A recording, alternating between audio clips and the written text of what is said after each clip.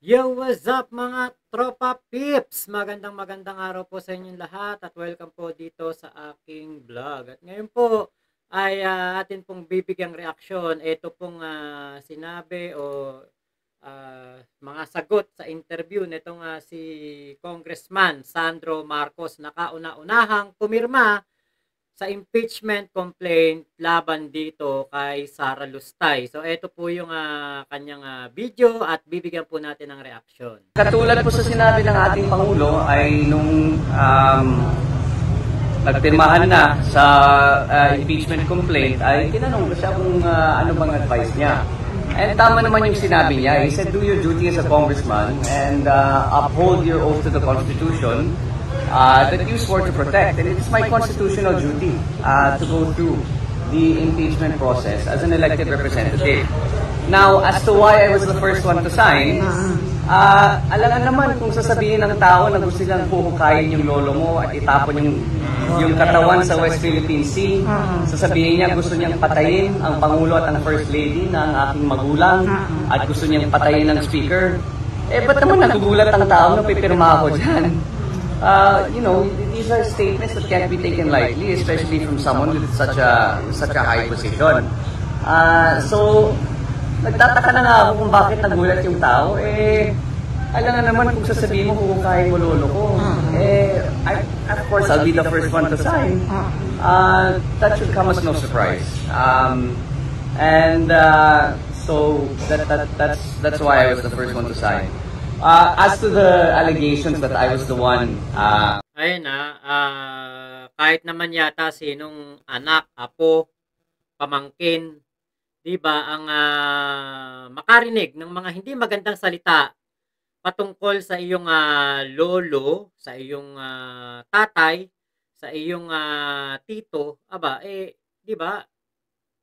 Kahit yata ako nasa ganyang sitwasyon, baka hindi lang pagpirma diyan sa impeachment complaint ang gagawin ko, 'di ba? Talagang gagawa ako ng mga hakbang para mabawi ang karangalan na dinungisan nitong tao na nambastos.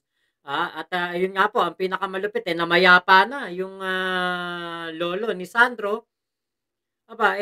Katakot-takot po na pambabastos ang ginawa nitong si Sara Duterte.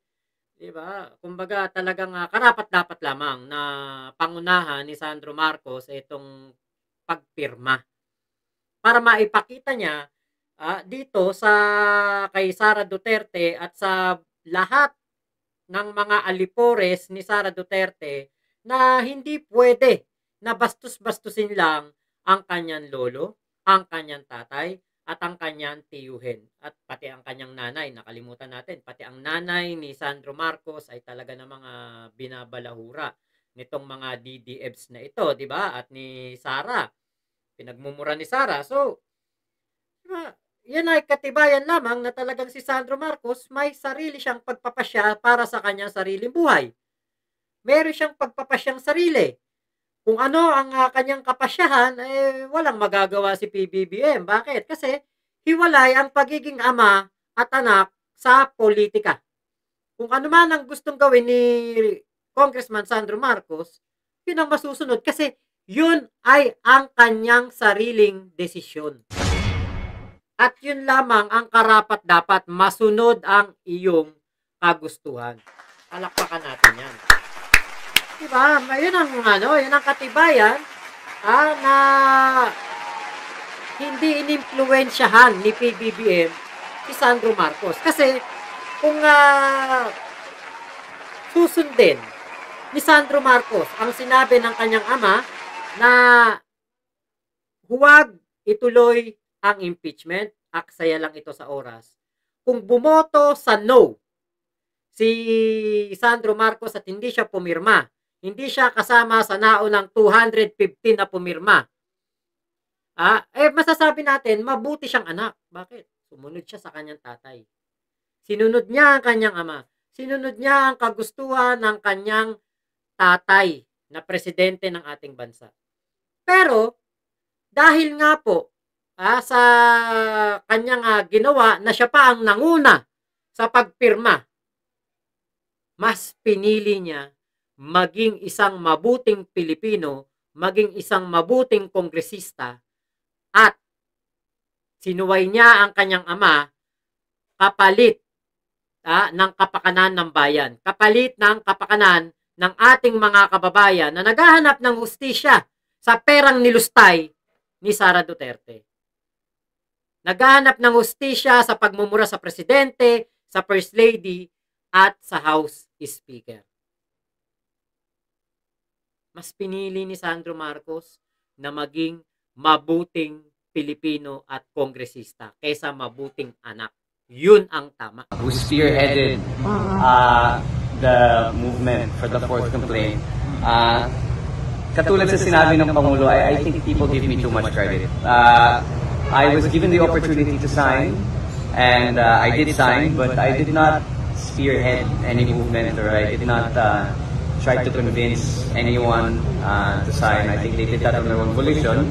I did ask what their opinions were, and if they were going to sign or not. But that's about as far as that's about as far to the extent as to my involvement in collecting the signatures. Overwhelming yung numbers po, sir. More than the required numbers. Yes. Well, the required was 1/3. Umabot ng 215. As of today, I heard nasa 245 na tayo. May mga umabol. Well, they signified their intention, yung mga wala sa bansa, yung mga may sakit. So 215 was within the complaint, but in terms of, just to set the record straight, in terms of putting it on record, I believe there was an additional 30 that wanted to signify their intent. So nagpadala ng isik that even if it won't be counted in the complaint, I believe for archiving purposes, nasa 2. So I believe 80% of the lower house. Diba? 103 lang ang kailangan, 215 ang naunang pumirma. At yan ay nasa napakalaking porsyento na yan. Ngayon 245 na daw. Sa mga balita 240 eh. Meron daw betchingko na kongresistang humabol. So nadagdagan pa, naging 245. So ibig sabihin, marami po talaga tayong mga kababayan ang gusto na po ng pagbaba ni Sara Duterte sa pagka-vice-presidente dahil nga po sa hindi niya maipaliwanag na paglulustay ng pera. Kasi sa press conference ni Sara kanina, sabi niya, wala daw siyang sinasabing assassination threat against your husband. Ano masasabi ko? I think we know the truth to that, so let's just leave it at that. Is it true na may involved naman, kaya marami pong pumirma? Ano po? Ayun na, kita nyo itong si Sara Duterte, di ba, parang ginagawa niyang tanga ang mga Pilipino. Kasi, alam naman nating lahat, napanood natin, nakita natin ang pagbabanta niya sa ating Pangulo. Pagmumura sa Pangulo. Anong walang pagbabanta? Di ba? Actually nga, pwede pa nga magamit ito ng mga kalaban ni PBBM na may galit kay PBBM. Pwedeng gawin nila yung paggurgur kay BP Sara kahit na hindi si PBBM ang may gawa, si Sara Duterte, di ba? Si PBBM ang mapagbibintangan. Kahit na walang kasalanan si PBBM, hindi siya ang nagutos. Pero dahil pinapalabas ni Sara Duterte na meron daw pong threat sa kanyang buhay at ang nagte-threat sa kanyang buhay ay etong si House Speaker Martin Romualdez, si First Lady at si PBBM, pwedeng gamitin niya ng mga may galit, di ba? Hitting two birds with one stone. Pwedeng gawan ng hindi maganda si Sara at si PBBM ang mapagbibintangan, si PBBM ay masisira sa taong bayan. Diba? Alam nyo, ganyan ang mga Duterte. Tatak Duterte yan yung magbibintang, maglalabas ng mga ganyang statement, mag-uutos. Tapos, i-discredit nila sa sarili nila. Sasabihin nila, wala akong sinabing ganun. Katulad na sinabi ni Digong, sa hakbang ng mautog doon sa Davao City, yung kauna-unahan, sabi niya, Dek, ang ating presidente, bangag si Bongbong noon. Hanggang ngayon, bangag ang ating presidente. Hindi ko maano yung eksaktong word, pero parang gano'n na sinabi ni Digong. A few moments later, ano sabi ni Digong? Ha? Wala ako sinabing ganyan, ha?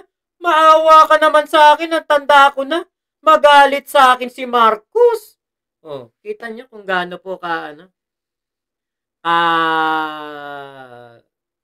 walang hiya at kung gaano tayo tinatarantado tayo mga Pilipino nitong mga Duterte na to. I think we know the truth to that, so let's just leave it at that. Is it true na may involved naman kaya marami pong pumirma? Ano po?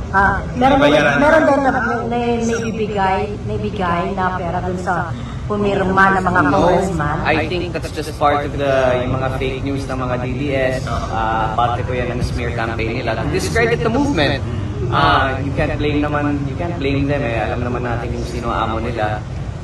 But no, there was nothing offered in exchange for the signatures. I was there in the room. Pinag-uusapan talaga ang articles of impeachment. And then people were given the choice to sign or not. But whether there was any exchange or any monetary offer or any sinasabi nila may AKAP or AKX na kapalit, walang ganun. Walang ganun na ibinigay. Yung sinabi parang natural lang pa sa At yan po ay malabong-malabong mangyari, malabong-malabo sa katotohanan na meron pong nagkaroon ng monetary tawag dito, kumbaga yung nagkaroon ng pera o nagkaroon po ng yung natanggap na pera. Wala pong ganon. Alam niyo po kung bakit? Kung totoo po na meron pong bayaran para makalikom ng boto na 103. 103. Kung kailangan talaga na makakuha po ng 103 na boto. Bakit po 245 pa ang ngayon ay pumipirma o mga nagsipirma o may humabol pang 25 o may humabol pang 30. Napakarami po ang humabol. Kasi ito lang po yan. Ito po yung kanilang pinapalaganap na litrato na kung saan ay ito daw pong litrato na ito ay patunay na nagkaroon daw po ng bayaran. Pero ito pong litrato na ito, nakita natin ang original niyan sa Instagram. At ito pong litrato na ito ay from Congresswoman Maria Vanessa Aumentado ng 2nd District of Bohol. Yan po yung original. At ang nag-post po niyan sa Instagram ay si Lollipop Samasa. I think kongresista din po itong si Lollipop Samasa. Kung di po ako nagkakamali. Ngayon, malabo po yung sinasabing bayaran. Alam niyo po kung bakit? Kasi kung 103 lang ang kailangan, kung 150 million ang pirma ng isang kongresista, i-calculator natin, 150 million times 245. Pagpalagay natin 245 na yung pumirma. Ano ang gaano kalaki yan? Gaano kalaking pera yan? 36,750,000 ang gagastusin ng magpapapirma. Ngayon, kung magpapapirma ka, bakit ka pa gagastos ng 36 billion kung pwede naman na 103 na lang? Diba? Pwede naman 103 na lang ang kumbaga gastusin 103 times 150 million. Halos 20 bilyones ang matitipid. Kanina nasa 36 billion. Ngayon, kung yan po ay meron lamang 103 na kailangan, 15 billion lang ang kanilang gagastusin. Diba? Hindi kumbaga tawag dito, hindi convenient. Biruin mo, magpapakawala ka ng ganong kalaking pera, ang kailangan mo lang naman 103. Kung totoong may bayaran, nung nakumpleto na yung 103, ibinenta nila yung kanilang yes, di sana, stop na sa 103. Kasi, hindi nila kailangan ng 245, 103 lang, maipapasan na sa Senado. Di makakatipid pa sila ng nasa 20 billion kung talagang meron pong bayarang nangyari. Kaya nga po napakalabo na magkaroon ng bayaran eh. Kasi, syempre, yan lagi naman ang sinasabi ng mga DDFs at ng mga basher ni PBBM, basher ni Speaker Martin Romualdez, basher ng Kongreso, ng Quadcom, ng Tricom, at basher ni First Lady Lisa Araneta Marcos na nagbabayad sila, may binabayaran, gumagastos para manira daw kuno. Pero tandaan po natin, andyan si Nino Barsaga, buhay na saksi sa kung saan siya po ang nagpapatunay na noong panahon ni Digong, binabayaran ng mga vlogger para sirain ang mga kalaban ni Digong sa politika. Wag natin kakalimutan yan. Kaya ang akala ng mga DDFs kung ano ang ginagawa ni Digong, ginagawa rin ng ating Pangulong Bongbong Marcos. Mali kayo. Medyo hindi nila binibigyan pansin yung impeachment. Well, that's their choice.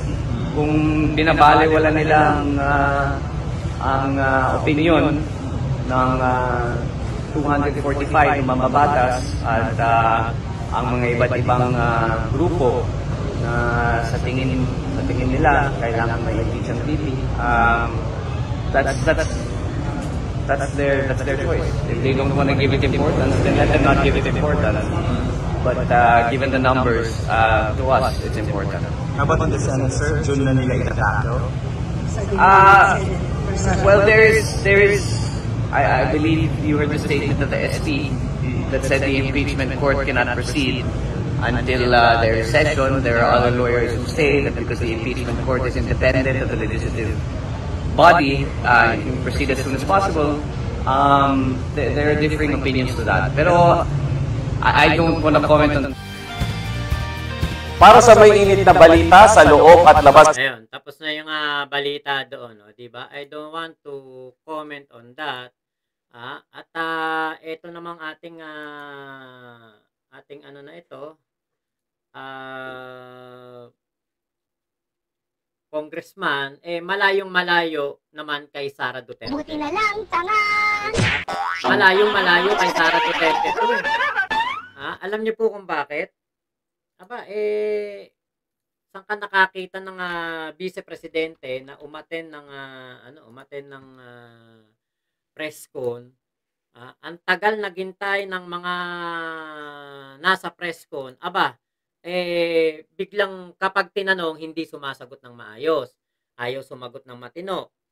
Namimili lang ng sasagutin. Tapos, ang sabi pa niya, God bless Philippines. Talaga, God bless Philippines? Teka, bakit? Kailan pa kayo naniwala na may Panginoon? Kung etong ang si Digong na ama niya, hindi naniniwala na may Panginoon. Sino nagturo kay Sara?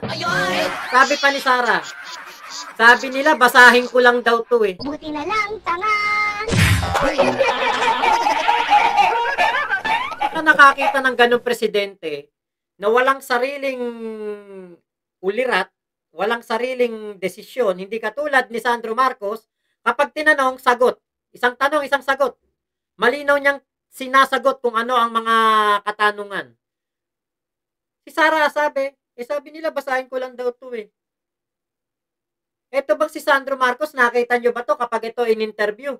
Merong kodigo o merong binabasa? Wala. Bakit? Matalino.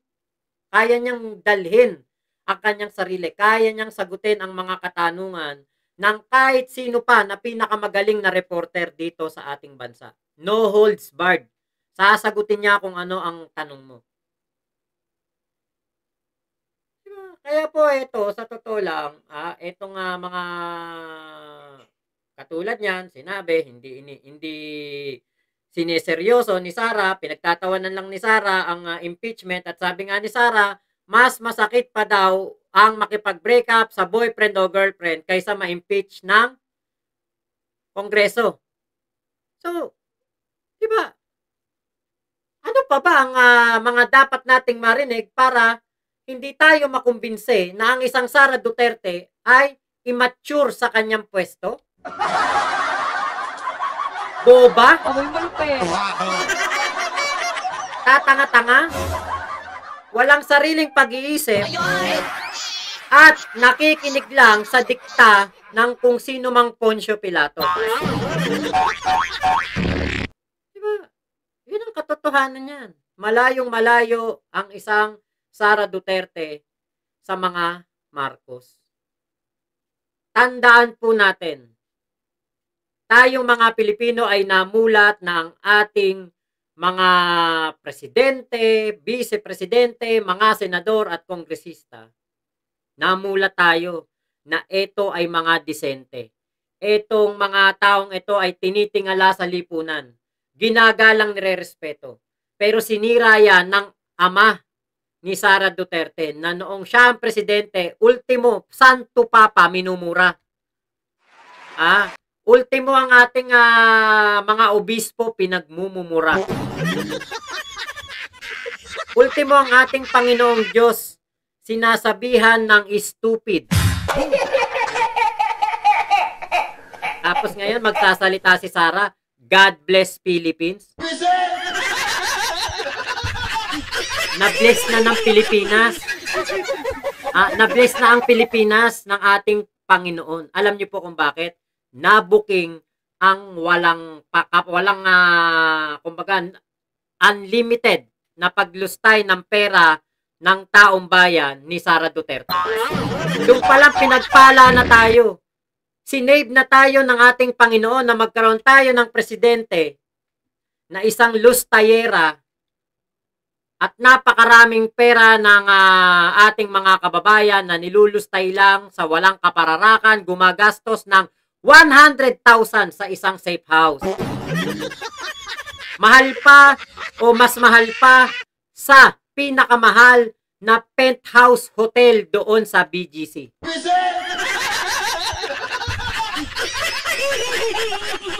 Ano ba doorknob niyan? Ginto?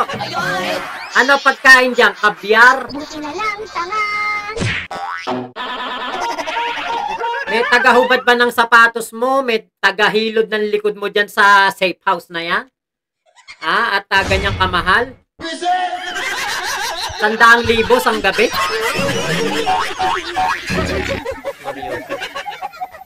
So, yun lamang po. Maraming salamat sa pagsama nyo dito sa aking vlog na ito. Ingat po kayo. Nasan mang panig kayo ng mundo. Ingat po kayo at huwag kayo maniniwala sa fake news. Palakpakan natin muli itong si Sandro Marcos. Galing, matalino. Galing, matalino. Ano mo talaga, disenteng tao. Maayos ang pananalita. Hindi nagmumura. Diba? Doon pa lang sa pagmumura, makikita mo na masamang tao na kagad yung mga Duterte. Nagpauto ang mga Pilipino dyan noong 2016. Ay, naku talaga. So, yun lamang po. Maraming salamat sa pagsama nyo. Bye-bye po. Ingat po kayo. Salamat po sa inyong suporta. Subscribe nyo po sana ang aking channel. Mag-comment po kayo dyan kung ano ang inyong opinion. Subscribe nyo din po ang ating mga kaibigan. Mike Abe. Mike Abe Opinions, MA Pinoy TV, si Boss Mike, si Mima Alicia, si Tol Chris Ulo, si Jake Magnus, at ang ating Tol Chris Ulo, si paring PJ React, si Biyahe Nikoy, Takeru Miyamoto, at lahat pa po ng mga vlogger na sumusuporta kay PBBM. Suportahan po ninyo, i-subscribe po ninyo. Dahil yan pong mga taong yan, matitino, hindi kumakampi sa mga masasama. Okay po, salamat po. Ingat po kayong lahat.